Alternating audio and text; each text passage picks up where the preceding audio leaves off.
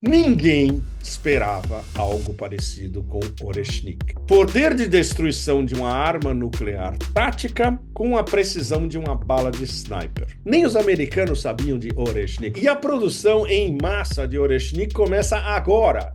Bom, tudo. Bom, tudo não, porque aqui é o Afeganistão, então não pode ser tudo. É um bom pela metade.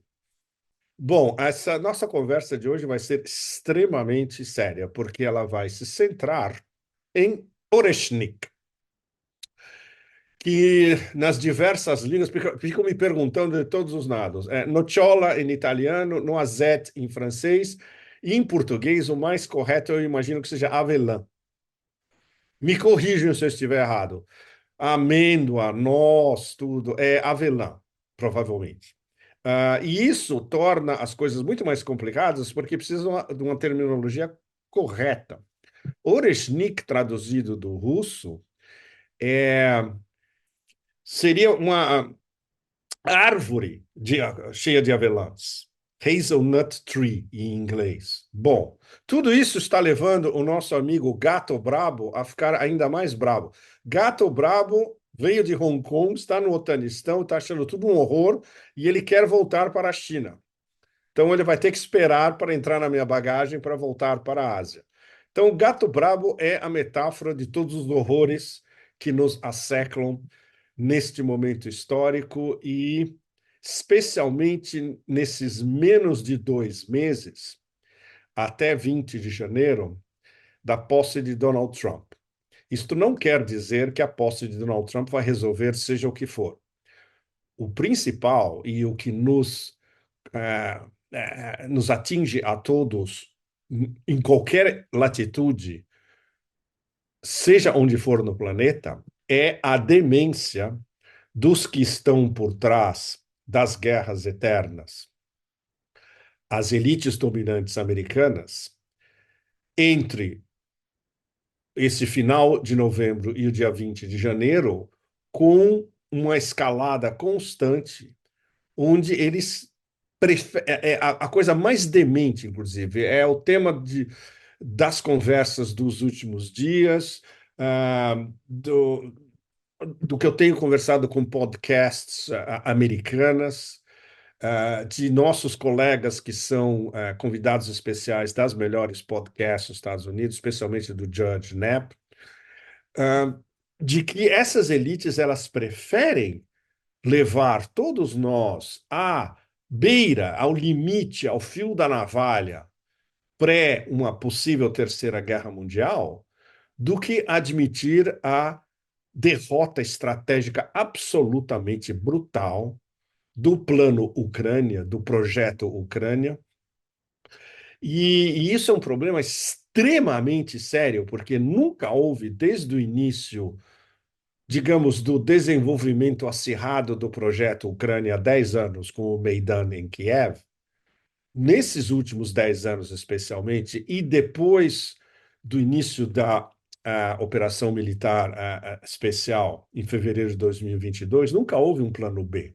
O plano A sempre foi infligir uma derrota estratégica à Rússia.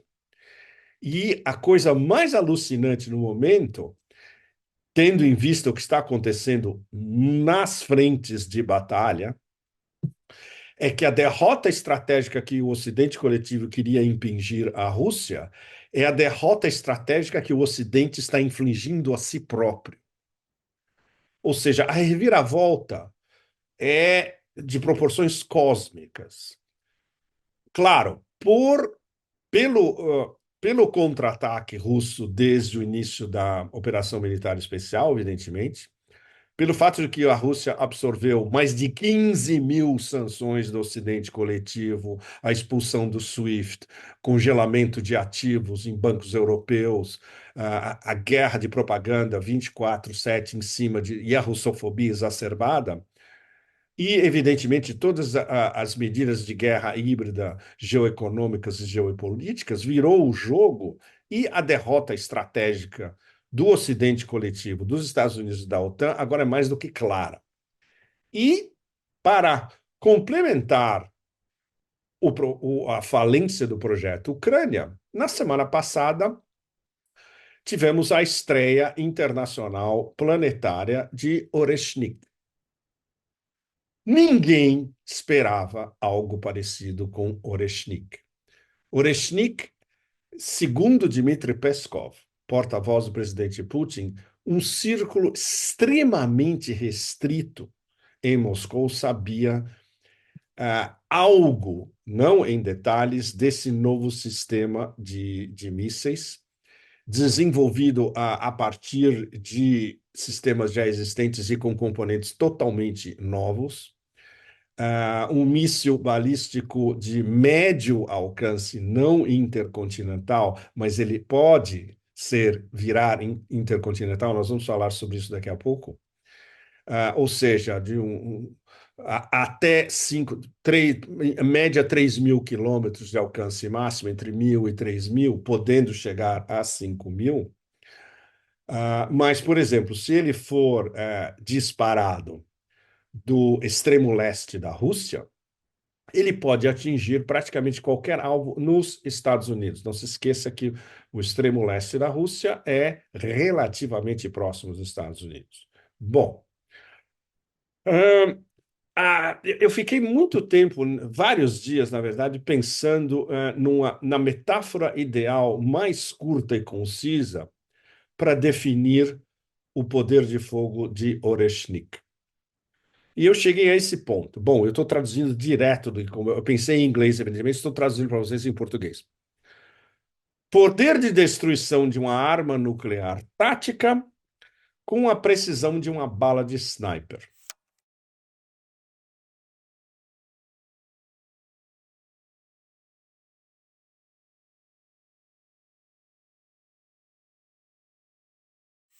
Ou seja, ele é extremamente poderoso, ele é letal. O vídeo que vocês viram em branco e preto, que circulou no mundo inteiro, da chegada das ogivas nucleares independentes nesse complexo industrial em Dnipropetrovsk, e isso com uma precisão absoluta, porque as ogivas chegaram a pouquíssima distância uma das outras, mas em cima do mesmo objetivo, que é essa enorme fábrica de produção de mísseis em Dnipropetrovsk. O que isso nos ensina em termos de novidades absolutas nesse front de mísseis hipersônicos, mísseis balísticos de médio alcance, depois intercontinentais, com sistemas totalmente novos, é a capacidade do complexo industrial militar russo, que, veja bem, na sua maioria absoluta é nacionalizado, é uma indústria nacional da Federação Russa. De fazer, de provocar esse tipo de estupor no Ocidente coletivo. E isso não é apenas relativo a Oreshnik, há vários outros sistemas que estão em desenvolvimento, como disse o presidente Putin na última sexta-feira. И еще, что важно, что кроме системы «Орешник», в России сегодня находится в работе для дальнейшего испытания сразу несколько систем подобного рода. По результатам испытаний это оружие также пойдет в серию. То есть у нас складывается целая линейка комплексов средней и меньшей дальности. O fato de você produzir uma arma como essa, praticamente invencível, voando a Mach 10, que dá mais de 12.000 quilômetros por hora, valendo muito mais do que esquadrões de caças bombardeios como os americanos têm. Só para dar um exemplo discutido entre alguns dos melhores analistas militares russos. Oreshnik tem 6 ogivas, e essas ogivas são desmultiplicadas, brigando em 6 em cada ogiva. Então, 6 vezes 6, eles têm 36 ogivas que podem atacar o alvo. E são ogivas controladas individualmente. Ou seja, elas têm um sistema onde cada ogiva vai cair onde ela for programada. Não necessariamente vão cair todas no mesmo lugar. Cada uma pode ter uma carga, digamos, média de 150 quilotons. Para vocês terem uma ideia, uma ogiva dessas, com uma carga de 150 quilotons, seria suficiente para destruir o quartel-general da OTAN em Bruxelas inteiro. Inteiro. E tudo num raio de 2 quilômetros desse quartel-general. Oreshnik usado. Todos nós esperamos que isso não aconteça, porque aí a gente já estaria num cenário praticamente de pré-Terceira Guerra Mundial. Se essa escalação demente da classe dominante americana via as ordens para o Pentágono e, evidentemente, as ordens do que resta dessa administração a mais calamitosa da história dos Estados Unidos até o dia 20 de janeiro. Uma resposta russa poderia, por exemplo, ser contra bases militares especiais da OTAN na Europa, e tem várias candidatas. Desde uma base onde tem os mísseis Aedes, na Polônia, até a base do sul, do Comando Sul da OTAN, que fica em Nápoles, na Itália, e um centro de comando coordenado da OTAN que fica na Holanda. Vocês imaginam o impacto na psique do Ocidente coletivo se uma resposta russa a essas provocações, que, por sinal, desde a introdução de Oreshnik na semana passada, não continuam, porque tem ataques de mísseis ATACMS contra alvos em Kursk. Não pararam. Ou seja, esses caras, que a gente pode definir como totalmente psicóticos no eixo Washington-OTAN, nem com uma mensagem como essa de Oreshnik, olha, vocês querem escalada? Tudo bem. A gente pode atacar, contra-atacar contra vocês onde a gente quiser. Vocês não vão nem saber o que os atingiu. Vocês não só não vão conseguir identificar o que está vindo, porque é muito rápido. E isso já está espalhado pelo mundo inteiro. O timeline do ataque de cada um, em cada uma das capitais europeias onde há bases importantes da OTAN, vai desde 7 minutos na Polônia, em Varsóvia, até 19 minutos na Inglaterra, no sul da Inglaterra. Ou seja, não vão nem saber o que está acontecendo, viajando a mais de a velocidade de Mach 10, entre Mach 10 e Mach 11. A destruição é absolutamente brutal, e mesmo assim eles continuam na escalada. E, pelo menos nos últimos dias, eu tenho certeza que até vocês verem esse vídeo, haverá outras imbecilidades cósmicas do gênero. Um holandês, imbecil completo, sem experiência nenhuma de guerra, que é o comandante das Forças Unificadas da OTAN, do Colégio Militar da OTAN, digamos assim, Rob Bauer, ele deu uma declaração dizendo que eles estão pensando em ataques preventivos contra a Rússia. E uma escalação ainda maior, agora e para o futuro próximo. Nem os americanos sabiam de Oreshnik. Os americanos inventaram de que era um míssil experimental. Eles não sabiam disso porque ninguém sabia que Oreshnik existia.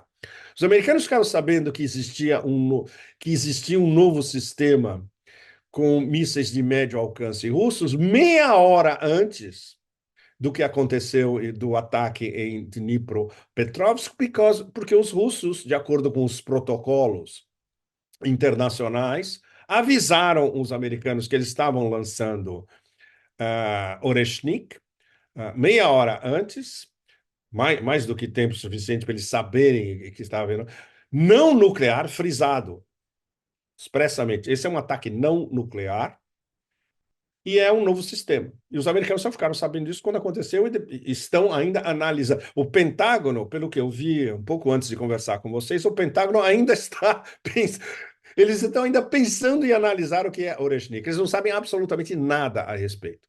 Como eles não sabiam há anos atrás sobre Sarmat, sobre Avangard, sobre Kinzhal, sobre Zircon.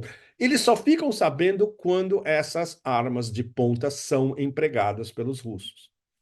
E muito importante, dito pelo presidente Putin também na sexta-feira, na sua reunião com altas patentes do Exército.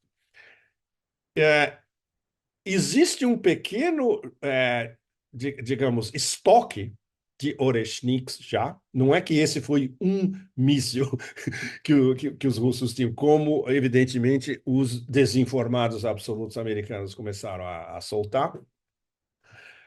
E a produção em massa de Oreshnik começa agora, literalmente. E isso vindo diretamente das fábricas encarregadas da produção de Oreshnik. Ou seja, daqui a alguns meses, por exemplo, nós teremos um estoque bastante substancial de Oreshnik. Não vai ser 1, 2, 5, 10, mas isso pode chegar, evidentemente, a 50, 60, 70 e daí para cima. Tem várias notas que eu queria me referir a vocês, que eu estou usando para uma das minhas próximas colunas, e que dão uma.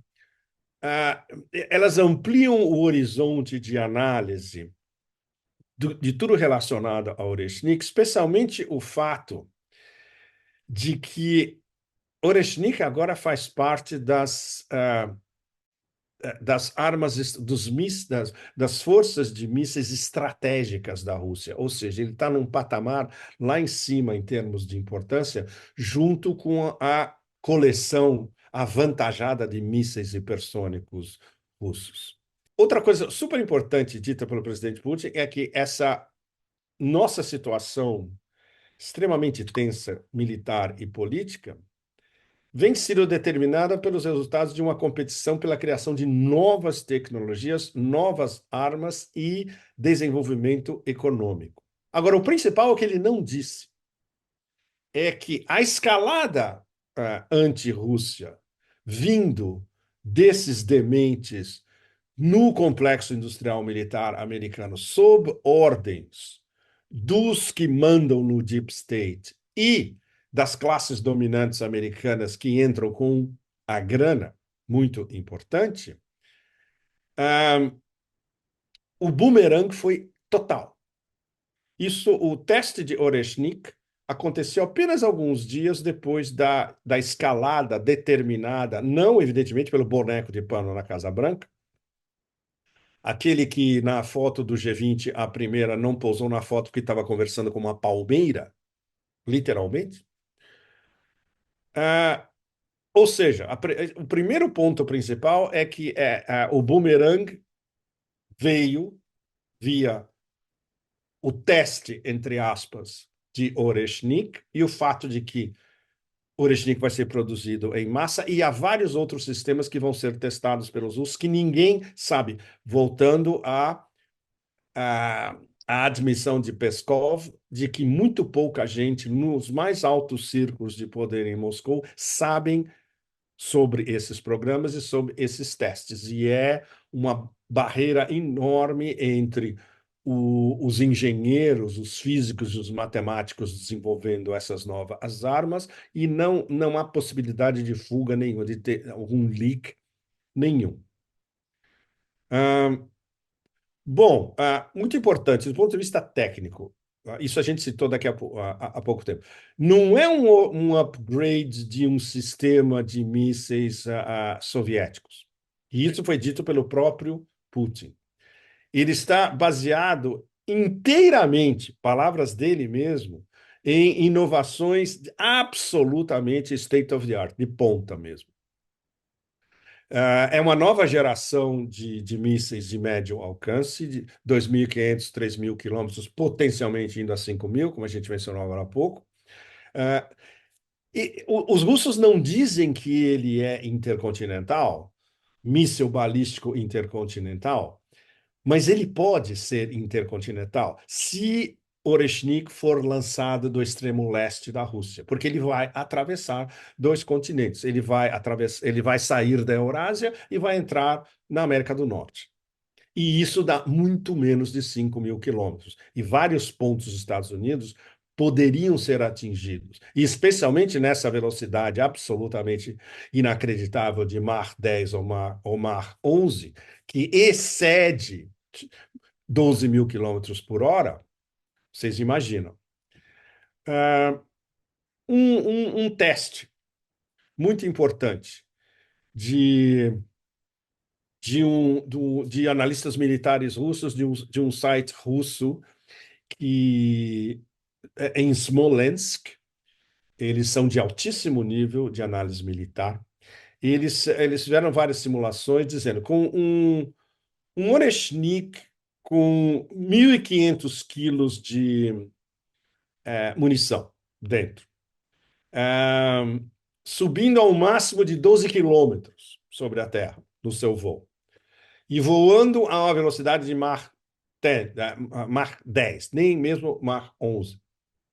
Se ele for lançado, por exemplo, de uma base russa em Kaliningrado, veja bem, sabe quanto tempo ele demora para chegar em Varsóvia? 1 minuto e 21 segundos. Berlim, 2 minutos e 35 segundos. Paris, aqui onde eu estou, 6 minutos e 52 segundos. Londres, 6 minutos e 56 segundos. E imediatamente, eu imagino que esses idiotas da OTAN leiam sites militares russos e mais ou menos sigam o que analistas militares russos discutem. Nem assim essa demência de escalação parou. Isso dá um painel para vocês do nível de demência em que todos nós somos reféns. Muito importante. Isso equivale, essa viagem de um Oreshnik equivale a 3 quilômetros por segundo. Foi o título que eu usei justamente na minha coluna no final da semana passada, que foi traduzida no Brasil, várias fontes. Esse é a mudança na trama. Se isso fosse uma série de TV ou um filme, fundamental. Porque agora os Estados Unidos e a OTAN têm que lidar com uma arma que viaja a 3 quilômetros por segundo e é indetectável. Você só vai detectá-la quando ela atingir o seu alvo. Não é só uma arma hipersônica ou uma arma estratégica ou um míssil balístico de médio alcance intercontinental. Ele essa combinação entre o poder destrutivo dele e o fato de ser quase como uma bala precisa disparada por um sniper de alto calibre, a torna uma arma de alta precisão inédita em todo o cenário militar. Ou seja, ninguém dentro da OTAN apoiando essa escalação ditada por Washington contra a Rússia na Ucrânia, e nenhum desse complexo que na Rússia é definido como os anglo-saxões, mas na verdade é um complexo anglo-americano, que é um complexo de inteligência dos Five Eyes, dos 5 olhos, que é o sistema de inteligência que une Estados Unidos e Inglaterra com Canadá, Austrália e Nova Zelândia, mas quem manda mesmo é Estados Unidos e Inglaterra. Isso é Washington-Londres, essencialmente. Os representantes desse sistema que estão em Kiev ou Lviv e na Ucrânia, acabou a sua proteção. Ou seja, tudo pode acontecer para eles se eles continuarem insistindo numa escalação. Tudo isso pode significar, por exemplo, a gente está esperando, o mundo inteiro está esperando o que vai acontecer 20 de janeiro, com a chegada de Trump. Trump pode mudar essa situação fundamentalmente. Não há nenhuma ilusão em Moscou de que isso possa acontecer. E isso é algo que vários de nós estamos já colocando em podcasts e nas próximas colunas, é de que vai haver uma mudança de ênfase da administração de concentrar toda a sua ira imperial, não sobre a Rússia, mas três candidatos principais: Irã, Venezuela e, fundamentalmente, a China. E aí entra todo tipo de guerras híbridas, diferentes tipos de escaladas militares ou não, geopolíticas, geoeconômicas, mais sanções, etc. E Trump e os que estão por trás deles vão tentar impor à Rússia uma espécie de cessar-fogo glamourizado na Ucrânia, que evidentemente a resposta russa vai ser não. As nossas condições foram já explicitadas em detalhe há bastante tempo. Só para relembrar várias delas. Três pontos principais que eu queria frisar para vocês.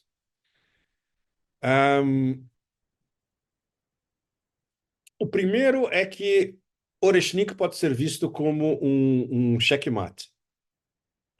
Ou seja, a Rússia está demonstrando que você não precisa ter armas nucleares para atingir ninguém, seja onde for, da maneira como for, não é a opção definitiva. Eles têm agora um sistema, fora os outros que ninguém conhece ainda, mísseis usados como uma arma convencional, capazes de atingir seja quem for, sem que eles nem percebam que os atingiu em tempo recorde. Ou seja, o que isso nos demonstra? Que a escalação não está sendo. A partir de agora, a escalação não é mais controlada pelas classes dominantes americanas, pelo complexo industrial militar americano, pelos dementes da OTAN. Não. Esse é o contragolpe. Quem controla a escalação agora, quem domina o projeto da escalação agora é a Rússia. Porque a Rússia tem as armas que os americanos não têm e que a OTAN não tem. O que vai acontecer com os cinco olhos, voltando aos cinco olhos, mais a França, e os cinco olhos, na verdade, voltando ao que interessa, Washington e Londres, mais a França, e o Deep State, os silos de poder do Deep State controlados pelos democratas, especialmente. Eles vão entrar numa conspiração, já entraram, numa conspiração gigante que já começou ainda antes da posse de Trump em 20 de janeiro, para forçar a administração Trump a continuar a guerra na Ucrânia como uma das guerras eternas, e o que é uma maneira, da maneira como eles raciocinam, de manter a supremacia americana no planeta inteiro. Isso é o que eles pensam. Não tem nada a ver com a realidade no terreno e agora com a realidade hipersônica militar que, mais uma vez, a Rússia deu a volta. Então, a configuração nessas próximas semanas continua a ser extremamente perigosa. E, evidentemente, se houver uma provocação ainda mais fora do esquadro das últimas, um ataque, seja em Kursk, mas dentro de alvos mais remotos dentro da Federação Russa, e a resposta russa for uma nova contrarresposta via Oreshnik. Ou seja, nós ainda não escapamos dessa margem de manobra que é alguns segundos, ou talvez 60 segundos, um minuto, que o relógio nuclear diria, olha, está a ponto de explodir tudo. Nós ainda não escapamos disso. E tem o resto do mês de novembro, tem o mês de dezembro inteiro e tem pelo menos 3 semanas do mês de janeiro. Mas quem tem um mínimo de cérebro dentro do complexo industrial militar americano e do Deep State está começando a entender a mensagem vinda de Oreshnik.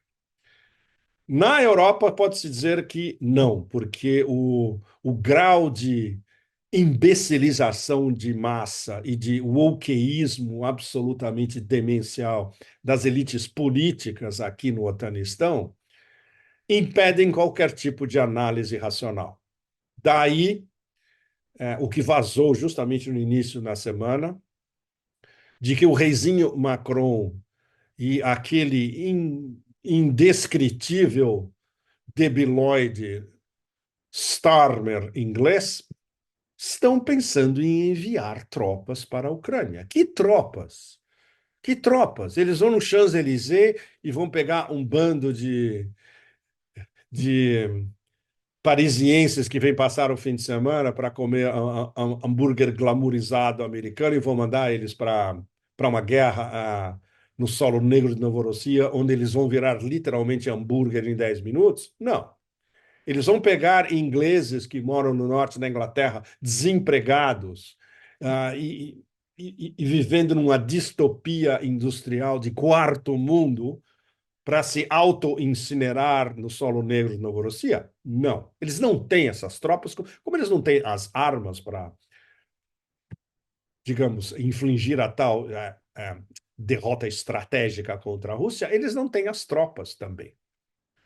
Então, é o quê? É uma campanha de relações públicas, é uma campanha, mais uma vez, para enganar trouxas que não se informam minimamente sobre o que está realmente acontecendo no grande teatro da Eurásia. Mas, olha, a mensagem realista para vocês hoje, vindo do Otanistão, que às vezes pode ser um elemento extra você acompanhar a demência do Ocidente dentro do Otanistão, que é o que está acontecendo comigo no momento e nas próximas semanas, antes de eu voltar ao meu on the road habitual, né?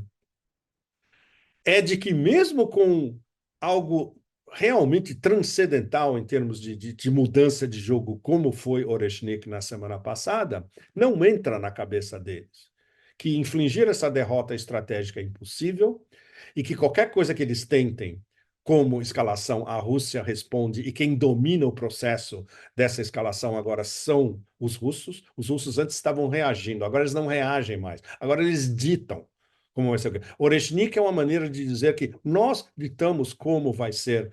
Vocês querem uma escalação? Tá bem, mas nós vamos controlar da nossa maneira. Vocês não vão nem saber o que os atingiu se vocês continuarem com essa perspectiva.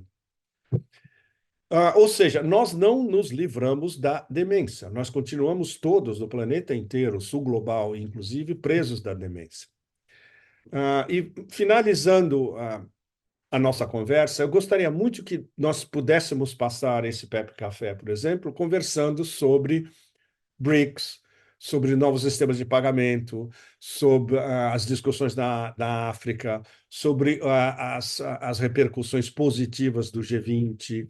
Mas é impossível, porque justamente por causa dessa psicose da falência do projeto Ucrânia e do desespero absoluto das elites por trás do projeto Ucrânia, especialmente nessas próximas semanas, onde eles têm que fazer alguma coisa e como um bando de galinhas sem cabeça, correndo para todos os lados, eles fazem coisas ainda mais absurdas e continuam nessa escalada, a gente tem que voltar a esse sistema. Esperamos que na semana que vem a gente possa conversar de algo mais auspicioso, pelo menos. Inscrevam-se no canal. Muito obrigado pelo retorno. O último Pepe Café teve uma audiência muito, muito boa, comparável à audiência das principais podcasts americanas. E vamos tentar conversar de algo para o sul global mais auspicioso do que a demência da classe dominante, da oligarquia dominante ainda, que é perpetuar as guerras eternas. Muito obrigado a vocês todos. Podem fazer uma salada de almendras com alfacinha e um vinagrete em cima. E até a semana que vem. Obrigado. Tchau, tchau.